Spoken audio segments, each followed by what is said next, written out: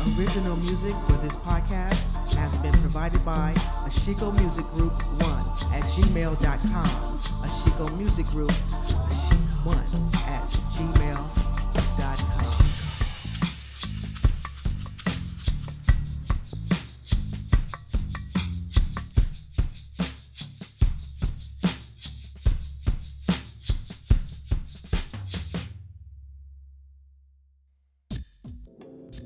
Welcome to your Expat Expert podcast, where we share ways to study, volunteer, work, or retire abroad.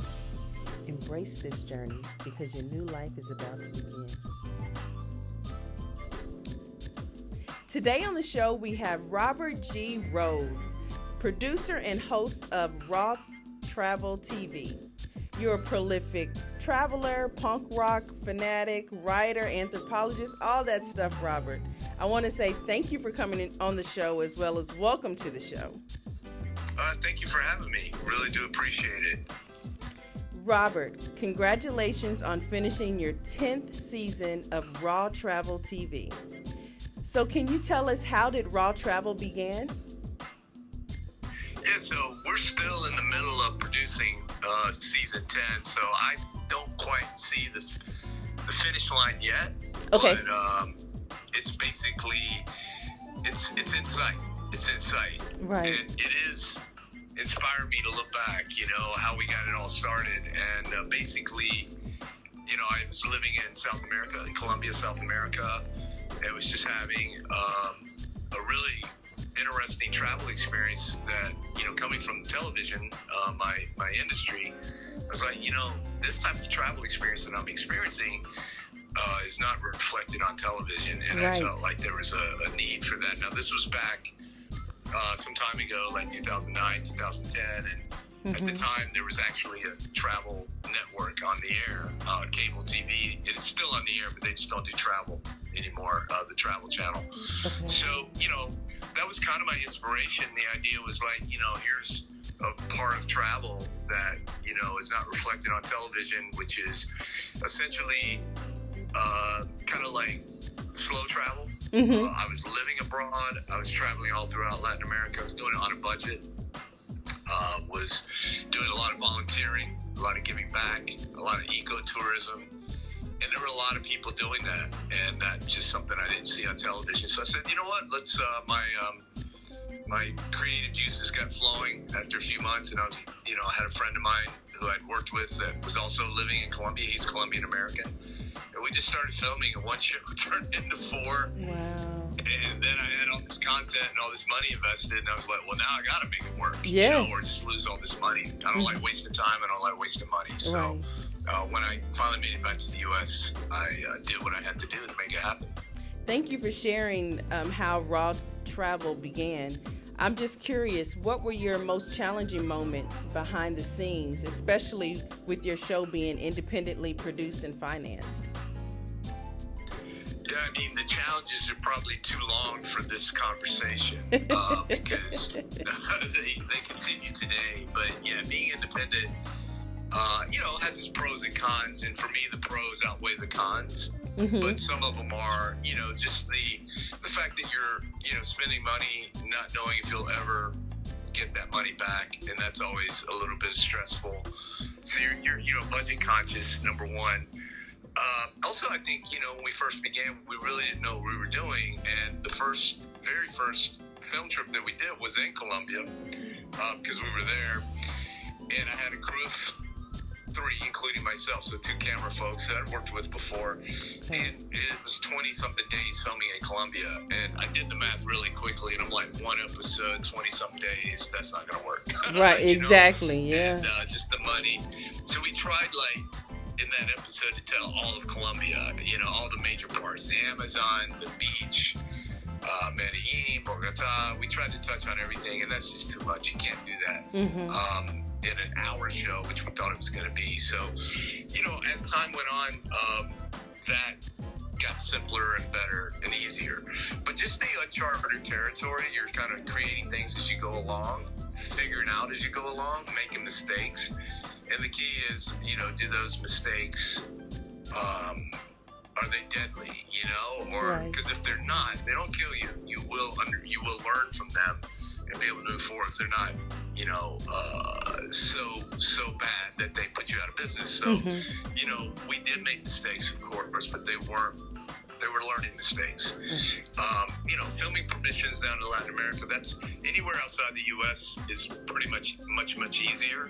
Of course, you have legal questions, so you have to do your research and make sure that you're following along with that. You know, and same thing with staffing. You know, when you're dealing with, you know, freelancers outside of the United States, it's much easier when you get back to the U.S. and you have to, you know, actually start your company with people working here. Then you have to figure out, you know, all the legalities. You know, these are just small business issues that any small business person has to deal with. Right. Those are the really challenging things. But the nuts and bolts of getting a television show independently, not only produced, financed, but distributed, was really tough. And when I got back to the U.S. and we had these, what were 4 one-hour episodes that we chopped into 2 parts to make it 8 episodes, half-hour episodes. I felt like I had enough to go and try to pitch it to TV stations to syndicate it myself, because Travel Channel passed on it, and they were, unbeknownst to me at the time, winding down you know, what I thought was a really good channel and turning into like a paranormal, aliens from outer space or haunted houses, you know, kind of thing, which is not the type of show or the type of thing I would watch. So, you know, we just produced the type of show that we wanted to watch, and then I went out to TV stations and got enough of them to pick it up. But, you know, flying around again on my own dime, when you go to a city, you have to talk to as many stations that will see you. So sometimes there's 4 or 5 stations in a market, and sometimes I was in 3 cities in one day. You know, wake up in one city, fly to another, do meetings, and then fly out that night to the next city where I would wake up to do meetings. And about 3 months of that without seeing my own bed was intense. And dressed, and, you know, carry on only, because you're catching connecting flights, flying cheap. And you're in a bag, you got everything in a carry-on bag, and you're trying to dress for Florida and Boston in the middle of a winter. So, you know, that climate, you know, I was in Boston there in blizzards, and, you know, one thing goes wrong, you have everything intricately planned and your meetings are good to go, but weather or a missed flight and everything just goes down. So that was one of the toughest times of getting this show done. And thankfully I had done a show similar to this before and independently syndicated it. So I had kind of those lessons to learn from, but I remember telling myself, never again, dude, you will never do this again. And that was both a promise and a way to get through it. It's like, if you can just get through it now, you'll never have to do this again, and I will never do it again. I'm holding true to that promise. Well, I'm glad that you're sharing this information, because a lot of people don't even think about that. You having a meeting in Boston at, you know, in the middle of the winter, and then you're flying in from the south where it's warmer. So yeah, the logistics is very important. Okay, well, I thank you for sharing the challenging moments.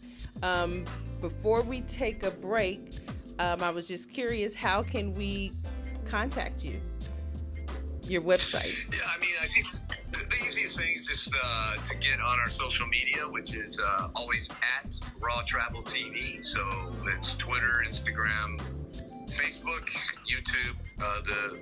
It's just make sure it's Raw, R-A-W, Travel TV, and you will get us. Or you can go to the website, which is rawtravel.tv, and that's our stuff as well. So, you know, we're out there. We don't have Snapchat or TikTok. That's the only thing, you know, because I'm not 12 years old. Right. And your audience isn't 12 years old. Right. We're grown. We're grown. You know, but no, my audience is probably much older than that. So yeah, we try to be adulting as much as possible. Plus, I just don't have the bandwidth for it. Nothing against those platforms. Right. I got enough, man. Right. You know, if Twitter goes down, I might replace it with something else. We'll see. It looks like that might be going down. Exactly, but we'll leave that alone. Elon. No, we'll save that for another. Right. Okay, we'll be back with Robert G. Rose, producer and host of Raw Travel TV.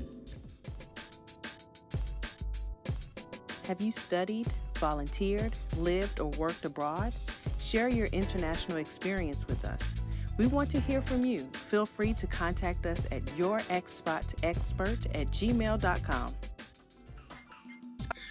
We are back with Robert G. Rose, producer, host of Raw Travel TV. Now, Robert, the world has changed in the last 10 seasons. So what process have you figured out to be more efficient and effective within your business or within your show? Again, it's huge. It's huge. I think back to the early days, I was recounting to you, 22 days filming in Colombia, South America. We were filming on tape at the time. So that's silly. We didn't have to, but we were afraid of filming on a card because we were afraid, it's kind of new technology. They were like, if it gets corrupted, we lose the whole thing. And so we were doing tape.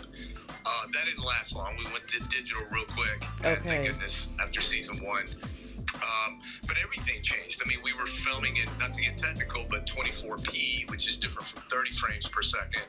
24 gives it a slow motion kind of look, kind of a film look, but it's not good for TV. We figured that out for season 2, so I changed it. But the most important things, I think, was just technology in general gets smaller. And by season 5 or 6, I was filming a lot of shows solo, like a video blogger. And I had both picked up some skills of production, capturing audio in a professional, semi-professional way, capturing video in a semi-professional way, and able to film on an iPhone, which I don't think it existed.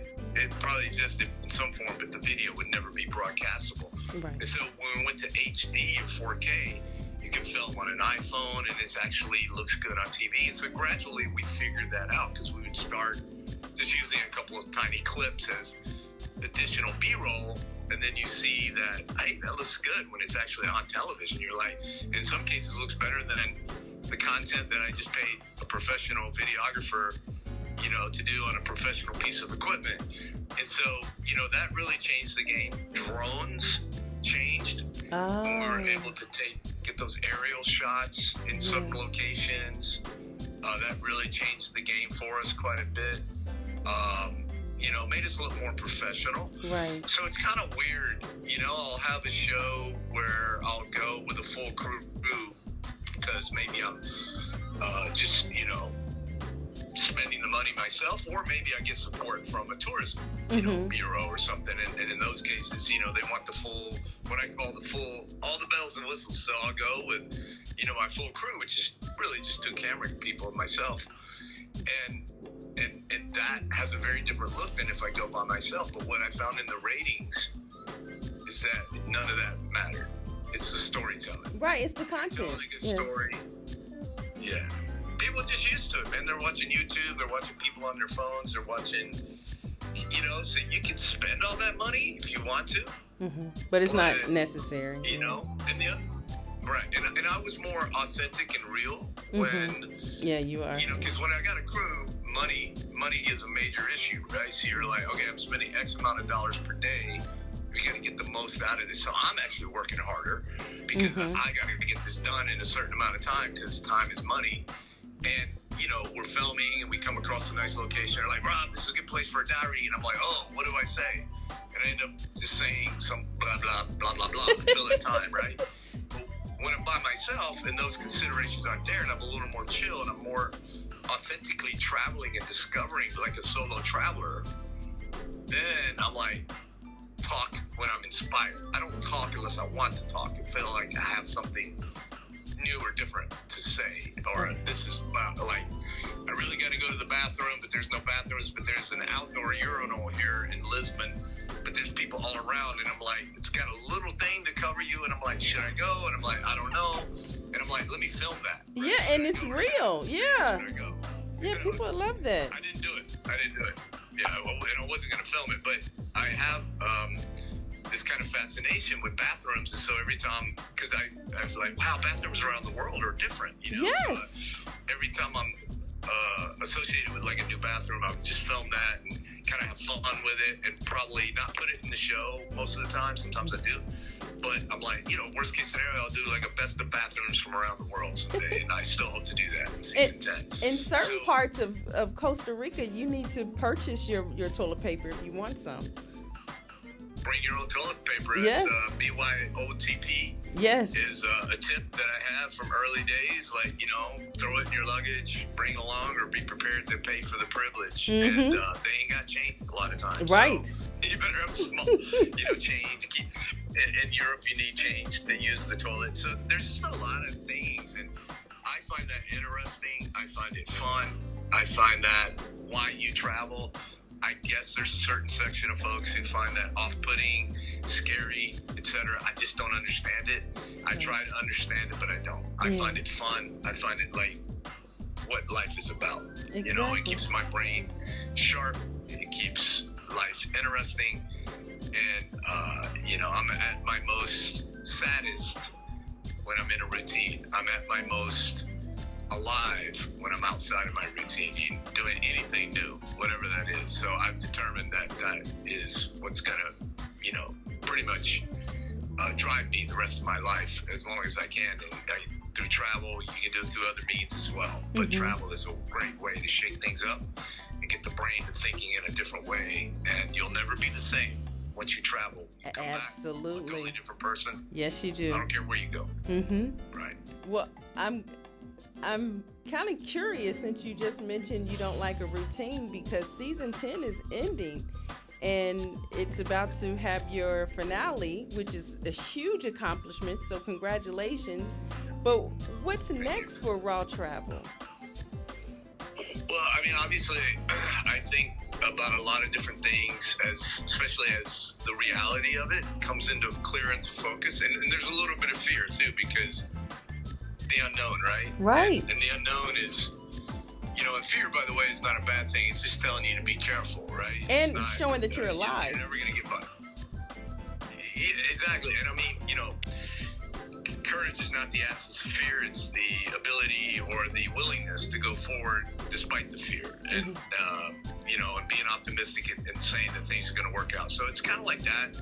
I have a great love of storytelling. When I went to Ukraine most recently in July during the war, I really felt strangely content and happy. And just because I was there helping, felt like I was helping, suffering with those folks and telling their story a little bit, and I felt really fulfilled, so there are places, I hate to say this, but, I'm fascinated by no-go places. North Korea, Iran. Right, And I've been to a few, kind of dicey places. I went to Cuba undercover as a tourist. I won't go back. I've already been twice. It's enough. But I can't probably go back because of, the fact that I tried to tell the truth of what I saw rather than the Fidel Castro tour, which most travel shows did. And basically, I probably can't go to Russia because of my, pro-Ukraine stance in the current red flags for and you. I don't want to go, actually. But I do want to go to places. I'd love to go to Myanmar. I just saw a great documentary about Myanmar, former Burma. And, so those are things that I want to do. I have a guy, or an author, I read a lot of books, Paul Thoreau. He's a great travel writer. I think he's in his 80s now. He lives in Hawaii, I believe. But he's from the Boston area, or the New England area. I'm not sure Boston. But this man has been traveling his entire life and is a beautiful writer. And in his 80s, he went down to some of the most gnarliest rural, dangerous parts of Mexico to uncover the real, authentic culture there. And it's really inspiring when a guy like that, had a few dicey moments, but, was willing to tell the story and basically risk his life for that. And he's been doing that his whole life, so it's not like he's like, oh, I'm 80 something.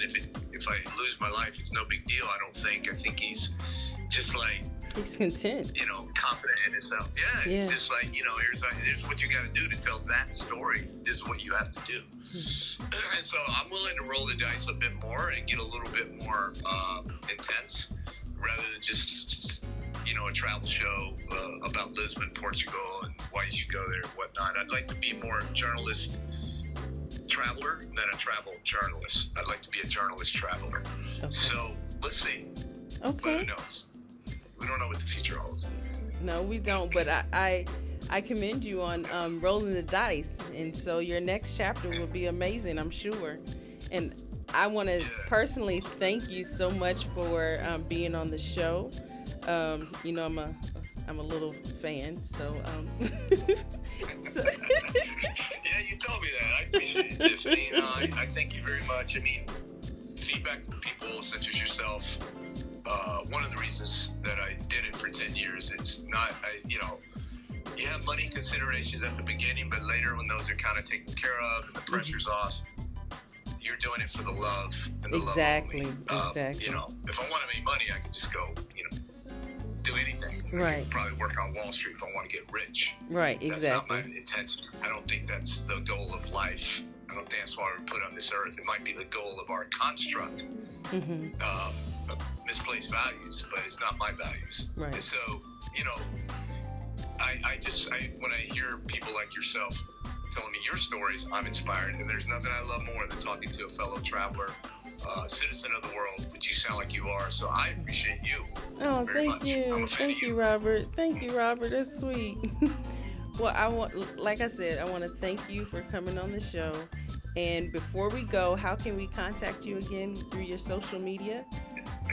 Yeah, social media, at Raw Travel TV. Just make sure you do the TV. Or you can go to our website, rawtravel.tv. Okay. And, we're pretty much there. And I'm not that hard to get a hold of. Just send me a message there, tweet me. Just don't be mean. Just be nice. That's all I ask. Okay. Thank you, Robert, for coming on the show. All right. Thank you, Tiffany. Thank you for listening. We hope this gives you some creative ideas on how you can study, volunteer, work, or retire abroad. Shout out to my sound editor, Martin, and Ashiko Music Group. Feel free to follow us through our social media channels listed in the description below. See you next time.